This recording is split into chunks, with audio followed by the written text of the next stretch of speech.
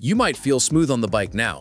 You're not stalling, you're shifting fine, and traffic doesn't scare you like it used to. But picture this, one small mistake at a speed that feels safe, and you suddenly realize your skills are still at day one level. Most riders don't get exposed by big drama. They get exposed by tiny habits that only show up when it's too late to fix them. Today we're going through 9 signs you're still a beginner rider, even if you're convinced you've moved past that stage. If you recognize yourself in these, that's not an insult. It's your upgrade list. And the first sign starts before you even roll an inch. Sign 1. You treat gear like an optional extra. If you still decide gear based on weather or distance, that's a beginner mindset. Helmet and slippers for a quick ride. T-shirt because it's too hot for a jacket. Jeans instead of proper pants because you're just staying in the neighborhood. The road does not care about your schedule. Most crashes happen close to home, at everyday speeds, doing something routine. Real riders dress for the slide, not the ride. To fix this, make full gear a non-negotiable rule. Helmet, gloves, ankle-covering boots, abrasion-resistant jacket, and pants at minimum. No more, just this once. Once you decide that, something else in your riding changes too. You start taking yourself seriously. And once you take yourself seriously, the next bad habit becomes very obvious. Sign 2. Your hands and shoulders are doing all the work. Pay attention on your next ride. Are your hands squeezed tight on the bars? Are your shoulders raised, elbows locked, forearms burning after a short ride? That's classic beginner tension.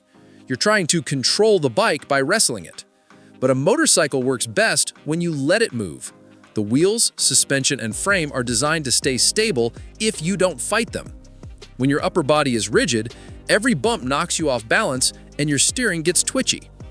To fix this, anchor your body with your legs, not your arms.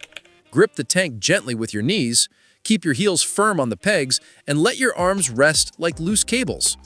You should be able to wiggle your elbows at any moment. Once your body relaxes, you'll notice the next hidden beginner habit, where your eyes are actually looking. Sign 3. Your eyes are stuck on threats, not on your path. Beginners stare at the problem, the pothole, the car's bumper, the patch of gravel. Then they drift straight toward it. This is target fixation. Your bite naturally follows your vision. Experienced riders look through the chaos. In a corner, their eyes are already at the exit. In traffic, they're always scanning for space, not danger. They see the car that might pull out, not just the one right in front. To fix this, build a new rule into your riding. Eyes up, eyes ahead. In turns, turn your head and look where you want to end up, not where you are. In straight lines, scan far down the road, then back to mid-distance, then your mirrors. Make your eyes do laps.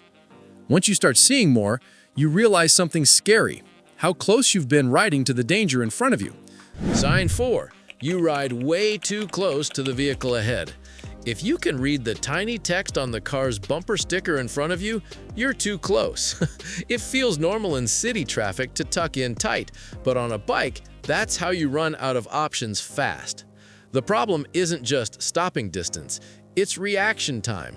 By the time your brain registers that the brake lights ahead are solid red, you've already used up precious meters of road. To fix this, pick a simple rule. At least a 2-3 second gap in town and more on faster roads. Pick a sign or a crack in the road. When the car ahead passes it, count 1 1,000, 2 1,000. If you reach it sooner, back off. You're not losing time, you're buying survival. And that gap becomes even more important when you hit the next beginner mistake, how you actually slow the bike down. Sign 5. Your braking is either lazy or panicked. Many new riders fall into one of 2 camps. They baby the brakes and take forever to stop, or they grab a handful at the last second and scare themselves. Some barely touch the front brake at all, relying almost entirely on the rear. Here's the truth.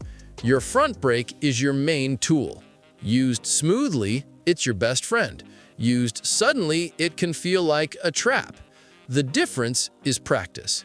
To fix this, start with controlled stops. At low speed, roll off the throttle, gently squeeze the front brake, and add a bit of rear. Aim for smooth, not heroic. Feel the weight shift forward. Do this over and over in an empty parking lot until it feels boring. Boring is good. Boring means your muscles are learning. Because one day, it won't be a boring stop, and that leads right into the next sign. Sign 6. You've never truly practiced an emergency stop. Most riders plan to react in a crisis, but they've never trained their body for it. The first time a car pulls out in front of them, they stiffen, grab everything, or do nothing. That's not character, that's lack of rehearsal. Your brain can't invent perfect technique under pressure. It falls back on whatever you've done before. If you've only ever done light, casual braking, that's what you'll do when you actually need all the grip the tires can give you. To fix this, set aside real practice time. In a safe, open area, build up to controlled hard stops at moderate speeds. Squeeze the front brake progressively, add rear, keep your eyes up. Feel where the limit is. If the tire chatters or starts to lock, ease slightly, then reapply. Once you've felt that edge in practice, your body stops fearing it. And when your brain isn't panicking about stopping, it can focus on something even more important, entering corners correctly. Sign 7. You dive into corners with no plan. A big beginner sign is rolling into turns too fast, then trying to fix everything mid-corner. You brake late, look down, stand the bike up, or run wide. It might work most of the time, but it's a weak system. Smooth riders do the work before the curve. They get their speed under control first, then focus only on line and throttle through the turn. Slow before, steady, or gently increasing throttle through. Eyes already at the exit. To fix this, think of a simple rhythm. Slow, see, lean, and roll. You reduce speed while you're upright. You turn your head to look through the corner, you lean the bike in, then you smoothly roll on a bit of throttle to keep the bike stable. If you're braking hard while leaned and staring at the ground, you skipped the slow and see part. Once you fix your corner entries, another subtle beginner habit comes into view: how you place yourself among other vehicles. Sign 8. You ride like you're invisible, but not in the smart way. People often say, ride like you're invisible. Beginners hear that and think it just means assume no one sees you. Then they sit in blind spots, hug the side of big vehicles, or stop directly behind cars where drivers can't spot them. Experienced riders also assume no one sees them, but they act on it. They choose lane positions where they're most visible in mirrors. They leave escape routes. They avoid lingering beside vans or trucks. They stagger in groups instead of lining up directly behind each other. To fix this, start asking yourself one question again and again. If this driver suddenly did something dumb right now, where would I go? Adjust your lane, your speed, and your following distance so there's always a plan B. Once you start riding with plan B in mind, you'll bump into the final sign you're still a beginner: what you believe about your own progress. Sign 9. You secretly think you're done learning. This might be the biggest red flag of all. You passed your test, you've ridden a few seasons, friends call you experienced now. Deep down, you feel like you've got it figured out. But riding isn't like a school subject you pass once. It's a craft. Over time, everyone collects tiny bad habits.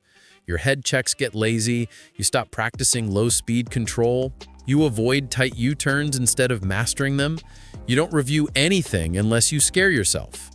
To fix this, make learning part of your identity. Watch skills-focused content, not just bike reviews. Take an advanced course. Practice low-speed drills in a parking lot. Set little challenges. Cleaner lines through a favorite corner. Smoother downshifts. Better observation on a familiar route.